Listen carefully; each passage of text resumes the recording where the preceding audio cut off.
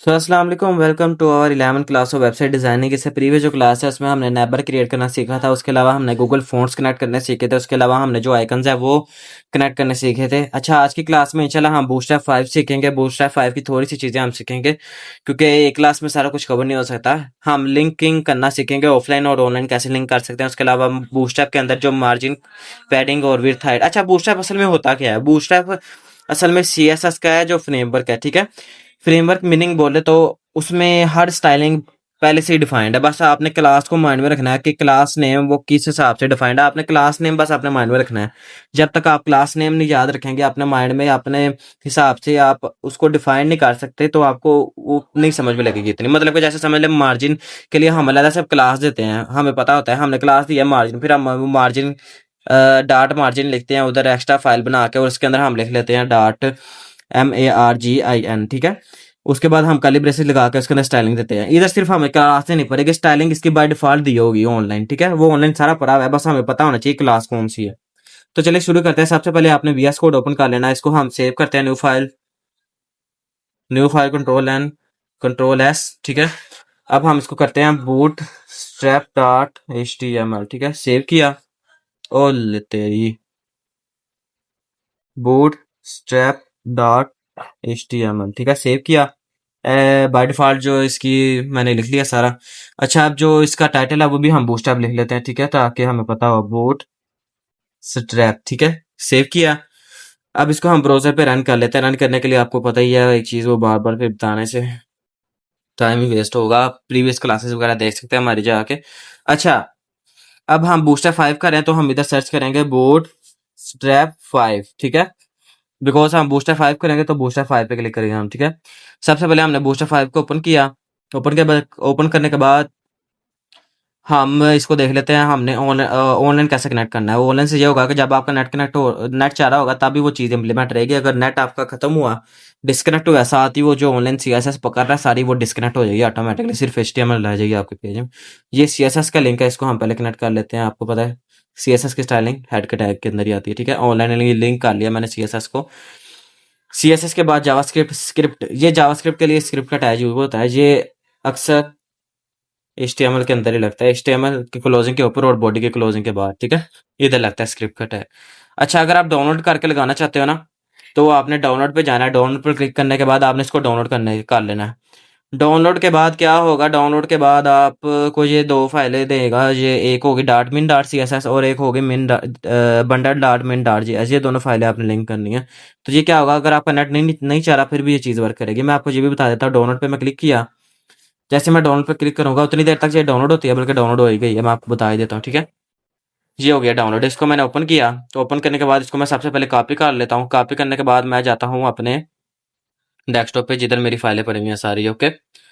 सबसे पहले मैं जाता हूँ डेस्कटॉप पे। डेस्कटॉप पे जो मेरा फोल्डर है वेबसाइट डिजाइनिंग का, वो किधर है, किधर है, किधर है, किधर है, ये है, ठीक है।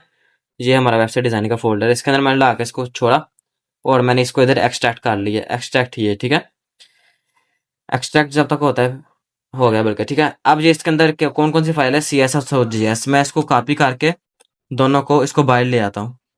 इसको मैं CSS और JS को बाहर ले आया। अब इसकी मुझे नहीं जरूरत है। अब इसको मैं कर लेता हूँ डिलीट, Ctrl D डिलीट। ए डिलीट इसको ऐसे कर लेते हैं, कंटिन्यू, चल निकल। अच्छा, CSS और JS बाहर आ गए। CSS के अंदर जो हमारी मेन फाइल है वो bootstrap dot min dot CSS है, ठीक है। और जो हमारी GSS के अंदर है वो bootstrap dot min dot JS है, ठीक है। Bootstrap dot min dot JS, ठीक है, ओके। अच्छा, अब सबसे पहले हम क्या करते हैं, इसको ऑफलाइन कनेक्ट कर लेते हैं। ऑनलाइन का तो आपको पता लग गया, वो तो वैसे भी आपको पता चल ही जाएगा। वैसे मैं बता देता हूँ ऑनलाइन कनेक्ट हो गया तो आपने चेक कैसे करना है। अच्छा, इसके अंदर ना बैकग्राउंड कलर है। मैं वैसे फिलहाल लिख के एक बताता हूँ, वैसे बाद में आपको बताता हूँ एग्जैक्ट होता क्या है। मैंने HHH लिखा है, इसको मैं रन भी कर लेता हूँ, ओपन विद लाइव सर्वर, ठीक है। ओपन विद लाइव सर्वर हमने रन किया इसको। और इधर मैं देता हूँ क्लास, सिर्फ background colour danger, danger red इसको कहते हैं वैसे। ये देखिए, इससे पता लग जाएगा हमें कनेक्ट हो गई है। मैंने क्लास दी है पर मैंने अलहदा से फाइल बना के या अलहदा से इंटरनल स्टाइलिंग दे के मैंने इसको स्टाइल नहीं दिया कोई, क्योंकि background colour red green green, ये सिर्फ क्लास दिया तो ऑटोमेटिकली देखिए उसने उसको ऑनलाइन पकड़ा और इसने वो रेड कलर दे दिया इसको। ये चीज़ होती है। अच्छा, अब CSS वाली फाइल को मैं लिंक करता हूँ। अच्छा, उसके लिए सबसे पहले मैं इसको ख़त्म करता हूँ। ये मैंने किया इसको। अबे हो जा, कितना ज्यादा ये, इसको किया मैंने खत्म, ठीक है। अब सबसे पहले मैं रियल टाइप इसकी बता देता हूँ। अबे यार, रियल टाइप इसकी है स्टाइल शीट, ठीक है। स्टाइल, SHEET, ठीक है, स्टाइल शीट हो गया।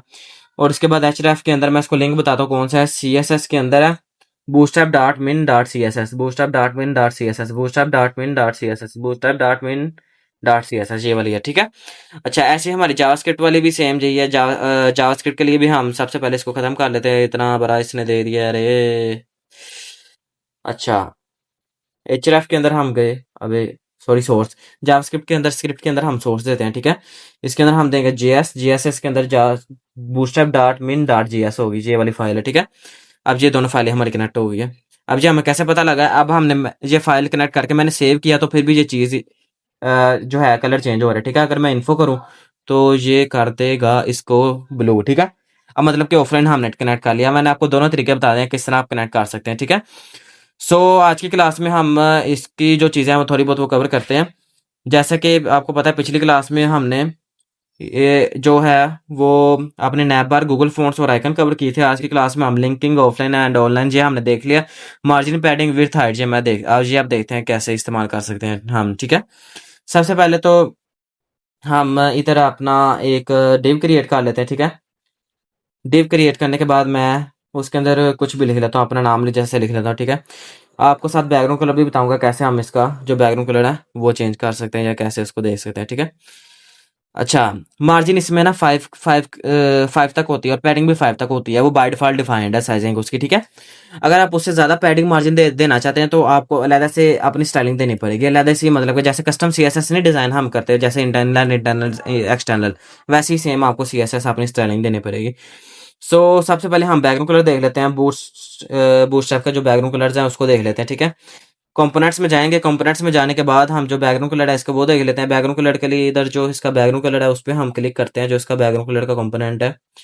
अभी मुझे शो ही नहीं हो रहा है इसका बैकग्राउंड कलर वाला कंपोनेंट, तो हम बाय डिफॉल्ट डायरेक्ट ऊपर से सेलेक्ट कर लेते हैं बैकग्राउंड कलर्स बूटस्ट्रैप 5, ठीक है। अच्छा, ये हमारे पास बैकग्राउंड कलर्स अब आ गए हैं इसके। अब मैं बताता हूँ इसके बंदा बाय डिफॉल्ट बैकग्राउंड कलर कौन से है। इससे अलावा या इसके अलावा कोई कलर आप देना चाहते हैं वो आपको कस्टम CSS ही लगानी पड़ेगी। बाय डिफॉल्ट जो है वो यही है। यही क्लासेस आप दोगे तो इंप्लीमेंट हो गए ये वाले कलर्स।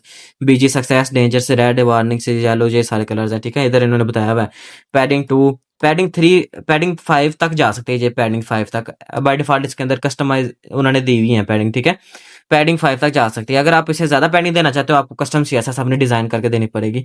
मार्जिन भी इसकी सेम ही है, वही 5 तक जा सकती है। बैकग्राउंड कलर के लिए BG मतलब कि B मतलब बैक, G मतलब ग्राउंड, बैकग्राउंड हाइफन और आप और तेरी खैर हुए हाइफन और आगे प्राइमरी और सेकेंडरी ये कलर्स डिफाइंड है, ठीक है। टेक्स्ट कलर के लिए आपने टेक्स्ट का टैग देना है और टेक्स्ट का वैल्यू देना है और साथ आपने हाइफन देख के अगला आपने वैल्यू देनी है कि कलर कौन सा डिफाइन करना है, white, info, dark, green, blue, pink, जो भी आपने देनी है, ठीक है। सो ये चीज़ें हैं इसके अंदर। सबसे पहले हम ये चीज़ें मैं हम करके भी देख लेते हैं ताकि हमें अच्छे से चीज़ें समझ में आए, ठीक है। अच्छा, बैकग्राउंड कलर मैंने इसको दिया है इन्फो। अब हम करते हैं इसको मार्जिन। मार्जिन हाइफन 5, मैक्सिमम 5 होती है। अभी देखो चारों साइडों से इसने मार्जिन दे दिया 5, ठीक है। पैडिंग हाइफन 5, अब पैडिंग इसने अंदर से चारों साइडों से दे दिया। मैक्सिमम ये इतनी ही है इसकी, ठीक है। मैक्सिमम मार्जिन 5 तक है, पैडिंग 5 तक है। अगर आपने अलहदा से अपनी तरफ से कोई देनी है तो आपको इसको अलहदा से कोई क्लास देना पड़ेगा। जैसे मार्जिन क्लास दी है आपने इसको और अलहदा से आपको हेड के टैग के अंदर जाके, तो हेड के टैग के नीचे स्टाइल का एट्रीब्यूट लगा के तो आपको अलहदा से इसको टारगेट करना पड़ेगा मार्क को और अलहदा से आपको इसके अंदर अपनी स्टाइलिंग देनी पड़ेगी। समझ तो आ गई होगी अब आपको कि मैं क्या कहना चाह रहा हूँ, ठीक है। ये चीज़ है। बैक और टेक्स्ट का कलर चेंज करने के लिए आपने टेक्स्ट लिखना है और आगे कलर जो है वो उसको बता देना कौन सा आपने रखना है, ठीक है। टेक्स्ट वाइट दिया तो कलर इसका वाइट हो गया ऑटोमेटिकली। मैंने अलहदा से कोई चीज़ डिफाइन नहीं की। सारे कलर्स, सारी मार्जिन, सब कुछ ऑनलाइन डिफाइंड है। ये सिर्फ आपने क्लासेस के नाम याद रखने हैं, ओके। ये चीज़ है। अच्छा, अब और आगे क्या रह गया हमारा। मार्जिन पैडिंग देख ली, विड्थ हाइट रह गया। बाकी वो मैंने बैकग्राउंड कलर और टेक्स्ट का कलर भी आपको बता दिया कैसे डिफाइंड होता है। सो अब जाते हैं हम विड्थ और हाइट की तरफ, ठीक है। विड्थ, हाइट, बूटस्ट्रैप 5, ये तो पोएम बन गई। ये विड्थ हाइट एंड बूटस्ट्रैप 5, वाह वाह वाह, क्या बात है। अच्छा, साइजिंग जो है इसकी मैंने ओपन किया। अच्छा, विड्थ होती है इनके अंदर एक दो तीन चार किस्म की, और विथ ऑटो लिखोगे तो ये ऑटोमेटिकली अपने हिसाब से एडजस्ट करेगी, ठीक है। पहली 25%, दूसरी 50%, तीसरी 75% एंड एट लास्ट विथ 100%, जो 100% होती है। ये नीचे डिफाइन किया है इसने, ऑटो ये ऑटोमेटिकली अप्लाई करेगी। और हाइट भी सेम ऐसी ही है, 25, 50, 75, 100 ऑटो, ठीक है, सेम एग्जैक्ट यही काम है। इसको हम अपने जो है हेडिंग के टैग के ऊपर अप्लाई करके देखते हैं एक दफ़ा।